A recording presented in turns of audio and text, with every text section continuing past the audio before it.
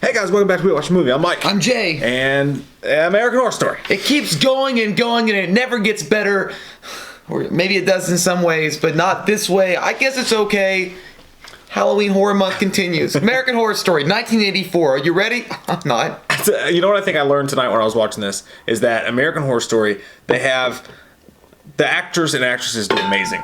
What'd you do, Jim? I rang a bell. The actors and the actresses, they do amazing. They do a great job. The makeup, the special effects, all that shit. The direction's always really good. The spooky feel, the intro's good. The idea for the series is good. Like, there's so many things that this show knocks out of the park. I mean, it's got a nice Halloween feel to it.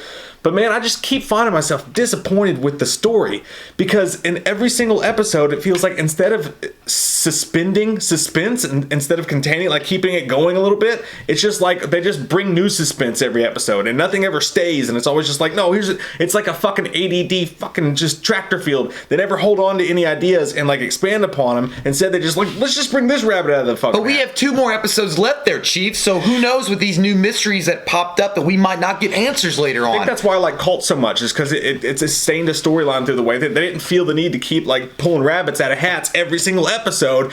It's worse than fucking, like, it's more confusing than Game of Thrones at this point. Well, I mean, I don't know. Like, it was all right. The episode wasn't the worst I've ever seen. It was a good episode. Like, it wasn't bad. And by the way, I'm gonna go ahead and say this season has by far heads and shoulder, and I'm not talking about the shampoo, above the other episodes and seasons before, got the best soundtrack ever. I love the soundtrack. I love what they're going with the soundtrack. I love the 80s feel. I love the whole thing.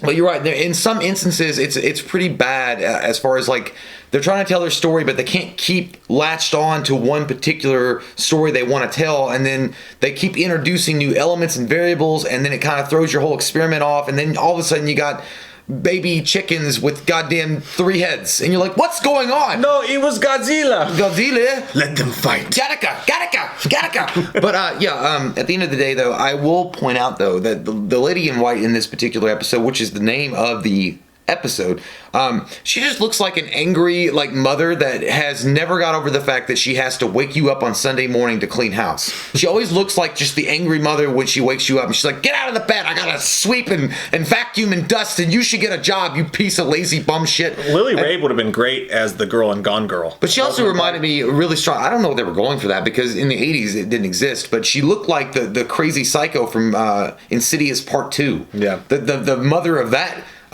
crazy ass. And she also reminded me of Smash Mouth, like, put away the crack before the crack puts you away. She just reminded I never heard that one. Yeah, I only know All Star. That's the only Smash Mouth song I ever Walking heard. on the Sun. Oh, so don't be late. Oh, okay, I got, yeah, and she was a great actress, and like it was cool. But why didn't you? If that was going to be the case of her and like her character haunting the entire park and whispering into the ear of Margaret and causing this catastrophe to happen with Mr. Jingle Pringles Jangles and all this other stuff going on, why didn't you just start with that and have the lady in white be the actual villain or the actual ghost that was haunting around the entire camp at the very beginning of the very first episode? I don't know. I would have gone with that. Like, I'd be like, all right, well, at least you know it, because they're introducing now her at the end. It's like, oh well, it wasn't the first massacre in the 1950s. I lost my brother, aka Sans Jason bullshit. Like, I don't know. Like, dude, calm the fuck on. That whole brother storyline was a direct... Pick where you want to go, which flavor you want to have. It was a direct Jason Voorhees rip. Yeah. Like, direct. I mean, you couldn't make it even more. The lifeguards fucking in the woods, the whole thing. And then they even pulled out the walk the line thing with the wrong kid died. Yeah. That whole thing. And I don't know, man. It's just... Like, again, like I give this show so much credit because there's so much good about it, and that's why I keep watching it. That's why I keep liking it. But there's a lot of Roanoke in this season, man. Like, there's a lot of like, let's just keep flipping shit on its head over and over and over again until I'm fucking dizzy. It's like I cared about what was going on at first. It was fun, and now you're getting so crazy with it by the end of the season. Like, as much as I still enjoy watching, I'm like, you're trying to shock me so bad that you're not actually doing anything worthwhile. Like, whatever you do, I can't be like, that was really cool and it's gonna mean something, because tomorrow you're gonna fucking change it up and we're gonna be talking about the ghost of Christmas fucking past. But a good little piece of salt that was sprinkled on the steak is Dylan McDermott shows up, and I fucking love awesome. Dylan McDermott. And you know what? The first time I saw him from a distance when I was watching, I was like, oh my god, that's David Duchovny. X-Files, maybe, but Red Shoe Diaries host, I know who that is. But no, it was Dylan McDermott. You thought it was David Duchovny. David Duchovny, and I thought his name was Dermot Mulroney. Yeah. Well, and that's what I was gonna say. If it was David Duchovny, where the fuck did you reach down into the deep golden satchels of your Ebenezer Scrooge pouch to pull up the coin to get him in here? I mean, because David Duchovny. If it had been Duchovny, I'm like, damn, they're really throwing all sorts of shit at us right now. But it was Dylan McDermott, and I love Dylan McDermott, man. McDermott has always been a fan favorite for a good reason. He's a great-looking man, a 1,000% man that sells Stetson on the side, and he has a great hand that sells watches from Zoolander. Mm-hmm. He has an amazing hand. But nonetheless, he's in it. But he's in it as another serial killer. And I'm like, don't we have enough? God damn. Yeah. We don't need any more cereal in our serial killer bowl. But nonetheless, he is. I mean, and I was trying to think, in the late 80s, was there a hitchhiker serial killer? And I guess there were a few, but I didn't know if there was any of known name. Don't know which one it was. Yeah, but he looked like fucking Charles Bronson a lot of the times. Like, he had a shotgun, he was mad at the world, he shot a cop, he said, don't you fucking run away from me. Like, I just felt like a very Charles Bronson thing from him. He also had those Bruce Lee sunglasses. Yeah, it was great. But I loved to see him. Yeah, Dylan McDermott being back in the episode at all. When you get Dylan McDermott, it's a little sexual glaze. Yeah, it was great to see him back in the episode again. It was nice to see him pop up last season or whatever when he was jerking off in the window crying. It's always nice to have him back in this, because Murder House to me is still the best AHS season there ever was. And when this season started, I thought that this might rival that, because the first episode was just so fucking good. And I still love the intro and stuff like that. His scene was amazing. That was a really cool scene where they had him, put the shotgun to her or whatever, and made her decide whether or not to drag her or not. That was a cool scene. It was well done. The whole Gaga Jabor fucking thing, or whatever his name is, I forget. The Never-Ending Story dude. Lamal, the lead singer of Lamal. The way they did that whole thing was all right, I guess. It sucks to see Trevor be sucked into the zone that he's at, but then he goes in the woods, and as soon as he sees Montana, he's like, I don't care if you're ghost or not, I want to fuck. I mean, why wouldn't you?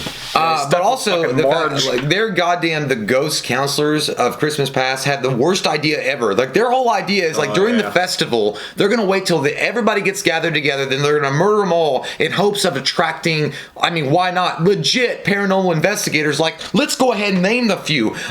Zach Bagans from Ghost Adventures, he's telling the truth all the time. Or what about the little dude from Ghost Hunters? Let's bring those kind of guys in here, because eventually one of those paranormal groups are going to be able to figure out what's wrong and what's going on and release them into the ether and go about their business. What the fuck did you smoke while you were dead? Because that's not going to happen. It's a terrible plan, Ghost. All you're going to have happen is like somebody running in there, a 3 crew from like Ghost Adventures or Ghost Hunters, running at your ghost and be like, oh shit, what happened? Because like, we can't use that because she looked really attractive and she didn't look all the way misty enough. We can't use that real ghost because no one's going to buy that's a ghost. So the whole idea of them, what their plan is stupid. So I'm all for the lady in white murdering the shit out of all the counselors that are left, because your shit is stupid. Like, that is the dumbest thing I've ever heard as a reasoning for murdering everybody else at the festival that's coming to hang out in celebration of Camp Blood or whatever they're going to. I don't know. I know, but whatever the fuck they're calling in this episode.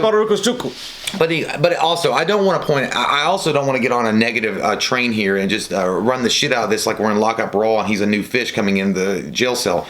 I want to go ahead and say there's a few things that I did like about the episode. I did think that. What's that butt do though? it opens up real well. But. What I do like about this episode specifically is like despite it being kind of all over the place, I did like the acting. I thought the acting was, again, it's always been stellar, and this was no exception. Like, this episode, I was involved. I wanted to know what happened, and it paced well. Even though it was weird, like, as far as, like, cuts and shit, like, strange things going on, it paced well.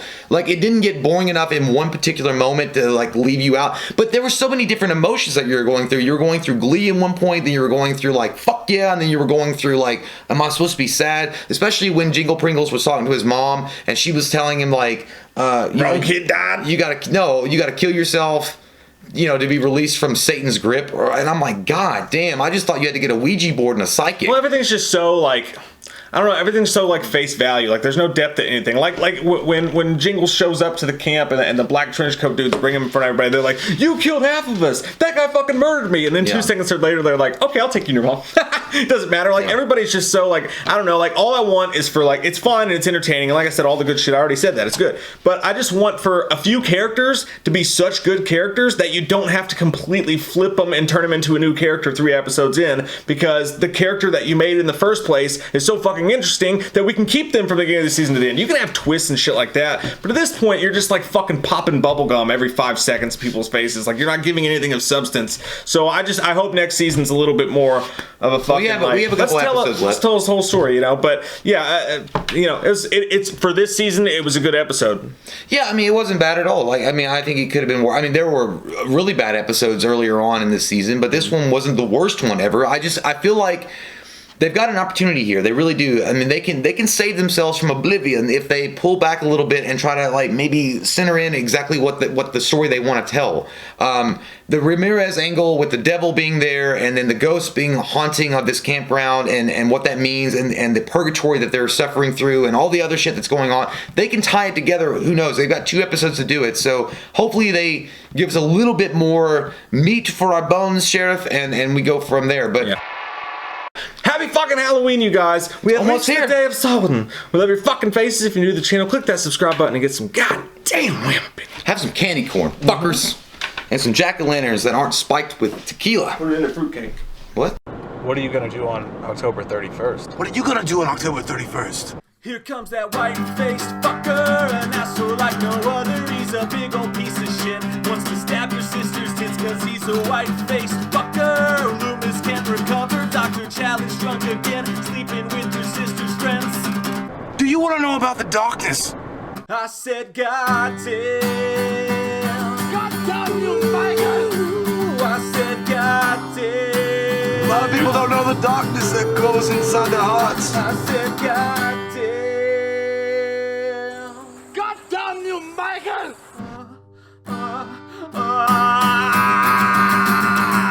What are you gonna do on October 31st?